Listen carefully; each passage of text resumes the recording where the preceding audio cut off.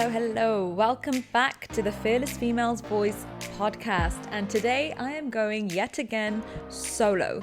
I've had a lot of feedback from some of you, and I know you've been telling me about how useful you find my solo podcasts. And it got me thinking, okay, I need to start doing more of them to share my thoughts, my opinions, my stories, and also to add value. So today is, we're a date in November, so it's coming up towards the end of November. And it means December is around the corner, which means January is also around the corner. And what happens in January? Well, most people set themselves New Year's resolutions. So one of the common things is setting yourself a New Year's resolution and then not clearly defining it, but having some form of idea of what you want to gain for that year and never then looking back to it to then achieve it. So for example, if you think right now, what New Year's resolutions did you set yourself at the start of this year, and how much of that have you actually achieved? And I'm actually thinking about it myself because I keep tabs of these things. And from where my New Year's resolutions were in January, they've definitely changed to where I'm at now. So as I went through the year, I had this whole vision and idea of things I'd be doing, fighting for promotions at work and in other areas of my life. And actually, I quit my job and I'm in a position where that New Year's resolution is no longer valid. And that's okay. So all a New Year's resolution is pretty much goals. So that's what today's podcast is going to be all about. It's about goal setting, the importance of goal setting, and also where people go wrong. I'm going to help you on this podcast to define your own goals so that you're ready for January. You're ready to set your New Year's resolutions or goals, whatever you want to call them, and you're doing it in a way which is easy to track. And they're so clearly defined that you know exactly what you need to do and work on. So here we go. Did you know that only 8% of people actually achieve their goals? I mean, it makes me think, what happened to the rest of the 92%? Ask yourself, are you in the 8% goal achieving bunch, or are you in the 92% didn't quite hit your goals bunch? So what are goals? Goals are a desired future state or a target that you want to work towards. Now, I've been learning and working on my goals since I was probably in my teens. I didn't grow up in the best neighborhood or go to the best school. Like I remember there was actually crime happening in the school. People were, smoking, there were drugs. It was just not the best environment. And I knew that I wanted to make something for myself. So I knew it was in my hands. I was in control of my own fate and destiny. My parents migrated from Africa to the UK. They got married in Leicester and they weren't exposed to the same opportunities that I was, and I wanted to make the most out of them. So they came from Africa. They weren't able to have the best education, and I knew they were trying everything to give me everything that I possibly could have wanted. And I took it upon myself to make something for myself, and that's where goal setting came in. So having a goal and a vision made me feel that I was working towards something and that I could actually make it work. It was my commitment to myself that I would do something with my life and make something for myself. So here are some of the reasons why people go wrong. A Harvard business study found that 83% of people had no goals. And from that group, 14% had goals, and they were 10 times more likely to succeed. And 3% had goals and wrote them down. These people were 3 times more likely to succeed as they had their goals written down. So let's talk about some of the reasons where people go wrong. Number 1, you have no visibility of your goals.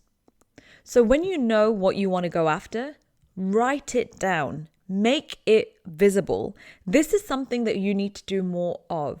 Writing something down helps clarify it, and also it helps stick into your brain. I mean, think back to your school days and when you were writing notes, copying things from the board. This would help you visualize and make the information stick better into your head. So when I'm looking at my goals, New Year's resolutions, whatever you want to call it, I actually do a vision board. I think about my future state, where I want to be, and I write it down. They're always in my journal. Journaling for me is something which is huge. It's benefited me so much.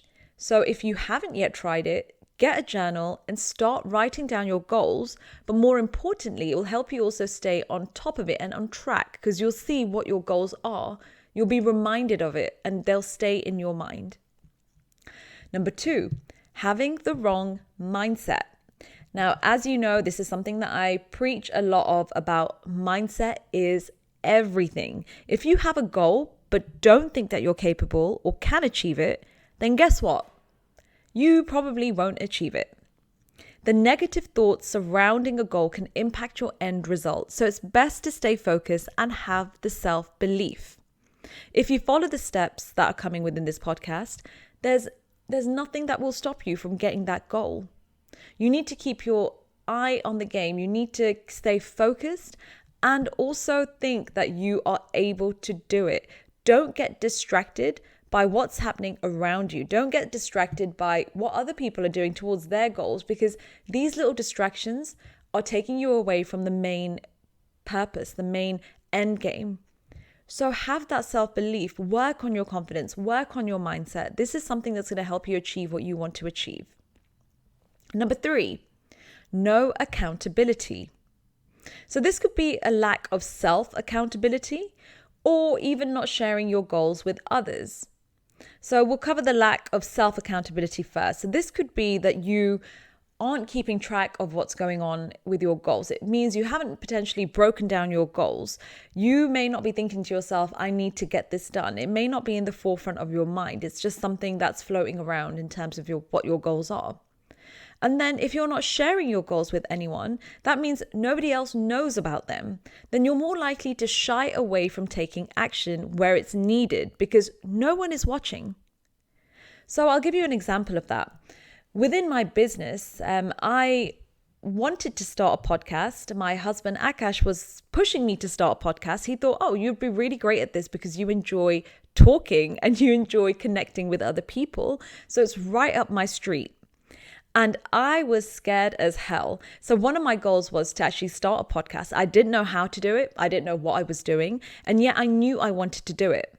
So what did I do? I not only told Akash that I was going to start it, but I started telling my family and friends. I actually started promoting it on my social media. So now it's not just Akash who knows and myself who knows, but everybody else knows that something is coming and that I'm going to be starting a podcast. So if I don't start a podcast, I'll be thinking to myself, wow, I've not started it and everybody thinks I'm going to start it. And there's that added layer of, let's call it pressure, but it's a nice type of pressure.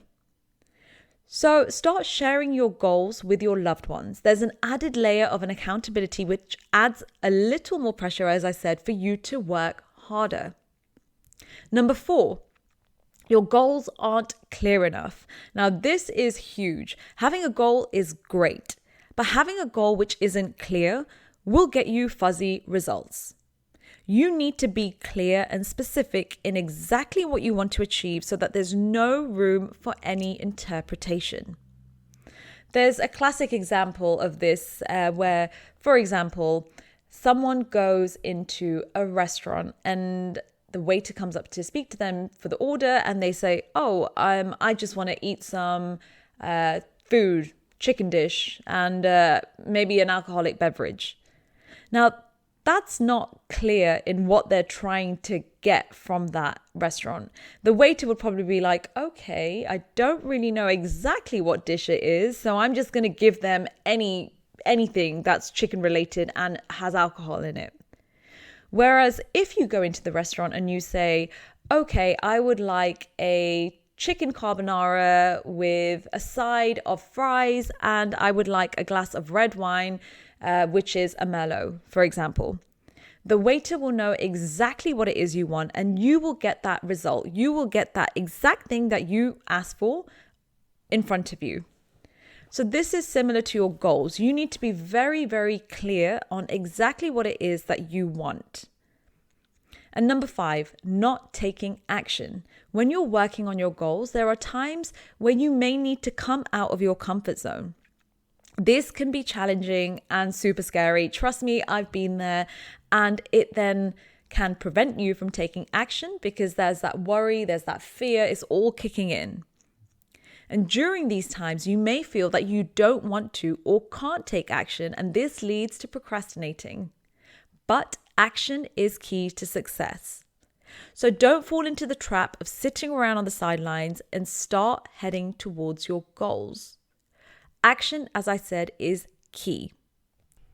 So now that I've talked about a few of the reasons why people go wrong, stop and think.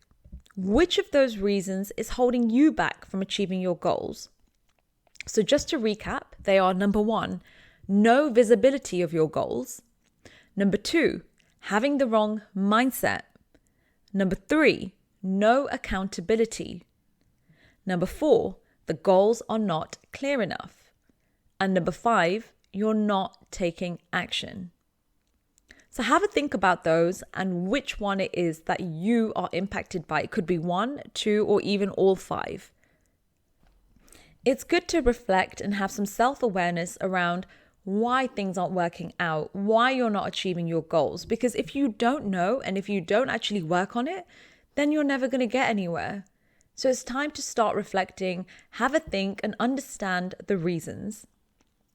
So now that we've covered areas around why people go wrong, let's talk about how to actually define your goals. So when I first started Fearless Females, I didn't really have a plan or know exactly what I was doing. And that was okay for the beginning because it was a new business. I had an idea of what I wanted to do, but it wasn't very clear. But now I'm further into my journey. I've set my own goals. And there are many different types of goals that you can set. So they could be personal goals, they could be business goals, they could be career goals, or even relationship goals. So for example, one of your goals may be that you want to find a partner, or it may be that you want to start a business, or it may be that you want to get a promotion or reach a certain financial gain. So that could be earn a certain amount of money. It could be that you need to or want to buy a new car. Like there are so many different goals that you can have. So defining which category or area is a great place to start. So before you set that goal, it's good to know which areas you want to improve in your life and have an understanding of what your future state will look like. So this will help you to visualize where you want to be from where you are now. So have a think about, where do you actually want to be in 1 year's time? What does that look like? Who are you surrounded by? What are you doing? What makes it your dream end state? How are you feeling? Really envision it, but also put yourself in that position 1 year from now and start understanding what it is that you want. This is a good place to start for understanding what kind of goals you want to set if you aren't sure yet. And then think to yourself, okay, where am I at now? And what do I need to do to get there? So you can use this method to identify which areas you want to set goals in. But now let's look at the method for actually setting the goals. And that method is called SMART. S-M-A-R-T. You've probably heard of this because I was introduced to this back in school, I'd say. And it's something which I've used time and time again throughout my career, even just throughout my life. And it's helped me really get a clearer picture of my goals. So let's break it down further. What does SMART stand for? So S is specific. M is measurable. A is achievable. R is realistic. T is time bound. So let's go through each one. So S is for specific. Make sure that your goal is specific. Identify exactly what it is that you want to achieve. The more vague you are, the more room there is for interpretation, which leads to excuses and you not hitting your goal. So I gave the example earlier on about the restaurant. I'm going to give an example about setting up a business. So let's say you want to set up a business and that's your goal. Now, if somebody said to me, my goal is to set up a business, there are so many questions that I would ask that person to really understand what is the goal? What is the business about? How big do you want the business? What is involved in the business? Is it product-based? Is it service-based? All these questions are there for you to figure out because the goal needs to be specific. Now, that's quite a wide goal. Let's break it down even further to a personal goal, which is health. I want to be more healthy in 2022. Okay, great. That's your goal. What does that mean? Does that mean you're going to eat better? Does that mean that you're going to eat less takeaway? Does that mean that you're going to cook more meals? Does that mean you're going to go to the gym? Does that mean you're going to go to for more walks? What does healthy mean to you? Because if you leave that room for interpretation, as I said, then you may feel that you having one less takeaway a week is being healthy, although you're not seeing the results from being healthy. So it's good to understand the exact specific goal that you're trying to achieve. M is for measurable. Now, what's a goal without a measurable target, right? Having a measure will help you define the goal and help you get closer to it. So for example, if it's weight loss, then how much weight do you want to lose? If it's a career goal, then how much salary are you aiming for? Make sure that the goal that you're talking about or defining is measurable. A is achievable. Your goals need to be achievable. What I mean is, so for example, during the pandemic, if you had a goal to go traveling to 12 different countries, this is a great goal. You know, it's very measurable, 12 countries, different countries. It's quite specific, but it's just not achievable for obvious reasons during the pandemic. There's no way that that could have happened because travel wasn't open. We were going through a crisis. So then it becomes a goal which isn't achievable. And that then impacts mindset and morale. So it's good to understand the goal and define it to be an achievable goal. R is for realistic. Make sure that you set realistic goals for yourself so that they seem worthwhile and not a waste of time. These goals need to mean something to you on a deeper level. So it's good to understand the why behind them. Are there things blocking your way, such as finances, time, or external factors? They need to be realistic.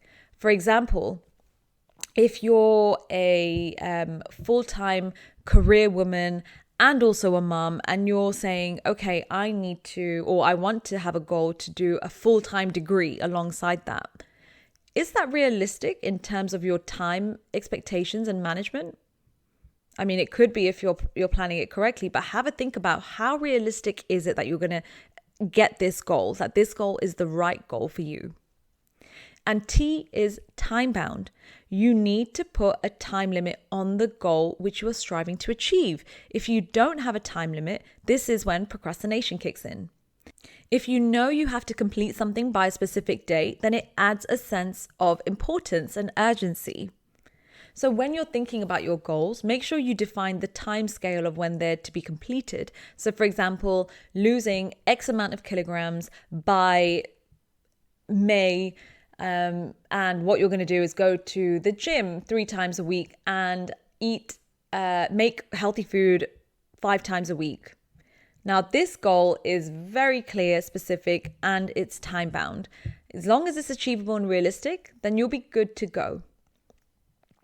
Once you have your goals, I definitely say try not to have too many goals. Some people overdo it and then they have all these different things to think about and work on, and it makes it difficult to do everything.